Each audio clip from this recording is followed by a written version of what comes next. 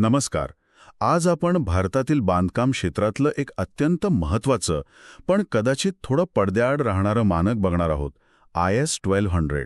हो, IS 1200. हे असं मानक आहे जे ठरवतं की बांधकाम आणि सिव्हिल इंजिनिअरिंगची कामं मोजायची कशी, म्हणजे विटा कशा मोजणार, कॉन्क्रीट कसं, याचे नियम. अगदी. आपल्याला जी माहिती मिळाली आहे त्यानुसार हे मानक उद्योगात एक सुसूत्रता, एक युनिफॉर्मिटी आणायला खूप महत्वाचं आहे. पण हे नेमकं काय इतकं महत्त्वाचं आहे, म्हणजे याआधी काय व्हायचं, गोंधळ वगैरे, आणि आज नक्की हे कसं वापरलं जातं बांधकाम प्रक्रियेत? चला जरा खोलात जाऊया ह्याच्या. हो, नक्कीच. मुद्दा अगदी बरोबर आहे. IS 1200चा मुख्य हेतू काय आहे की नाही, तर कामाचं प्रमाण म्हणजे क्वांटिटी मोजणं, त्याचा खर्च काढणं म्हणजे कॉस्ट एस्टिमेशन, आणि मग कंत्राटदारांना पेमेंट कसं द्यायचं यासाठी एक ठरलेली, सगळ्यांना लागू होणारी पद्धत असावी. अच्छा, विचार करा ना, हे मानक नसताना प्रत्येकजण आपापल्या हिशोबाने मोजत असणार. किती वाद, किती गोंधळ होत असेल. बरोबर बरोबर. यामुळे होतं काय की टेंडरची कागदपत्र, करार, कामाचं स्पेसिफिकेशन या सगळ्यामध्ये एकसारखेपणा येतो. आणि मग वाद टाळायला खूप मदत होते. अच्छा, म्हणजे तो पूर्वीचा गोंधळ टाळायला हा एक महत्वाचा उपाय ठरला. आणि मला वाटतं हे एकच डॉक्युमेंट नाहीये, नाही, याचे वेगवेगळे भाग आहेत असं ऐकलंय, बरोबर? एकदम बरोबर. IS 1200 ही खरं तर एक मालिका आहे भागांची, सिरीज आहे. ओके. प्रत्येक भाग बांधकामाच्या एका विशिष्ट कामासाठी आहे. उदाहरण घ्यायचं झाल्यास भाग 1 आहे माती कामासाठी, म्हणजे खोदकाम, भराव असले प्रकार. भाग 2 आहे कॉन्क्रीट कामांसाठी. हा तर खूपच महत्वाचा भाग, कारण इमारतीचा सगळा लोड, सगळं स्ट्रक्चर यावर असतं. इथे मोजमापात चूक झाली तर मोठा फरक पडू शकतो खर्चात वगैरे. नक्कीच. मग भाग 3 आहे विटा कामासाठी. भाग 5 फॉर्मवर्कसाठी, म्हणजे कॉन्क्रीट ओतण्यासाठी जो तात्पुरता साचा लावतात तो. Okay, formwork. हो. भाग 8 आहे स्टील आणि लोखंडाच्या कामासाठी.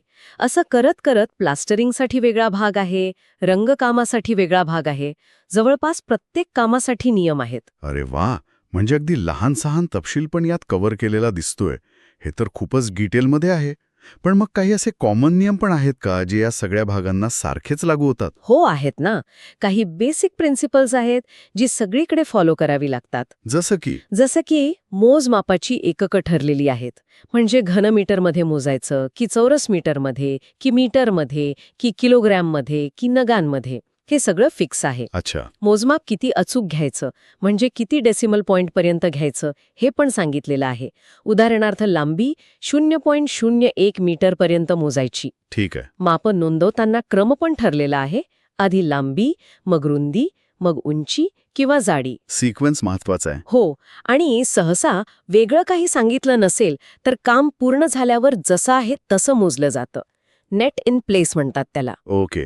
मग भिंतीत दरवाजा येतो, खिडकी येते, तर त्या जागेसाठी कधी वजावट करायची म्हणजे डिडक्शन करायचं आणि कधी नाही याचे पण नियम आहेत. अच्छा, म्हणजे लहान ओपनिंग्ज असतील तर कदाचित वजा करत नसतील. अगदी बरोबर.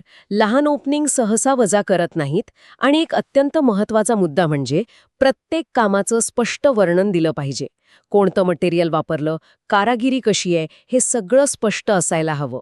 हे सगळं ऐकून खरंच वाटतंय की यामुळे कामात बरीच स्पष्टता आणि अचूकता येत असणार. पण मग हे प्रत्यक्ष बांधकाम प्रक्रियेत, म्हणजे साईटवर किंवा ऑफिसमध्ये कुठे कुठे महत्वाचं ठरतं? IS 1200 हे प्रकल्पाच्या जवळजवळ प्रत्येक टप्प्यावर महत्वाचं ठरतं, अगदी सुरुवातीपासून. म्हणजे एस्टिमेशन पासून. हो.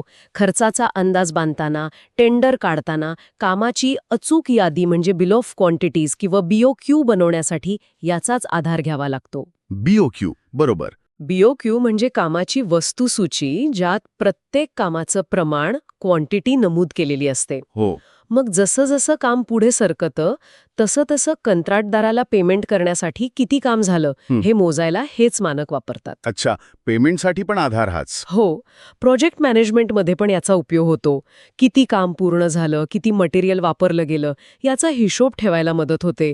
आणि समजा कधी मोजमापावरून काही वाद निर्माण झालाच होऊ शकतो, तर IS 1200 हे एक अधिकृत संदर्भ म्हणून कामी येतं. म्हणजे हाच फायनल आधार मानला जातो वाद मिटवण्यासाठी. म्हणजे गैरसमज टाळायला किंवा वाद सोडवायला हे खूप महत्वाचं ठरतं. अगदी. आणि एक गोष्ट लक्षात ठेवायला पाहिजे की हे मानक स्टॅटिक नाहीये. ते वेळोवेळी सुधारलं जातं, अपडेट केलं जातं. त्यामुळे नेहमी लेटेस्ट आवृत्ती वापरणं गरजेचं आहे. बरोबर. लेटेस्ट व्हर्जन फॉलो करायला हवं. थोडक्यात काय तर IS 1200 मुळे भारतातील बांधकाम उद्योगात एक प्रकारची पारदर्शकता येते, अचूकता येते आणि सगळ्यात महत्त्वाचं म्हणजे मानकीकरण, स्टँडर्डायझेशन येतं. ही खरंच एक अत्यावश्यक प्रणाली आहे असं म्हणायला हरकत नाही. पण इथे एक विचार करण्यासारखा मुद्दा आहे. कोणता? तो असा की जसं तंत्रज्ञान बदलतंय, हो की नाही, बांधकामाच्या नवीन पद्धती येत आहेत, नवीन मटेरियल येत आहे, तसं भविष्यात या IS 1200 मोजमाप पद्धतींमध्ये अजून काय बदल करावे लागतील किंवा काय बदल अपेक्षित असतील, हा विचार करायला लावणारा प्रश्न आहे नक्कीच.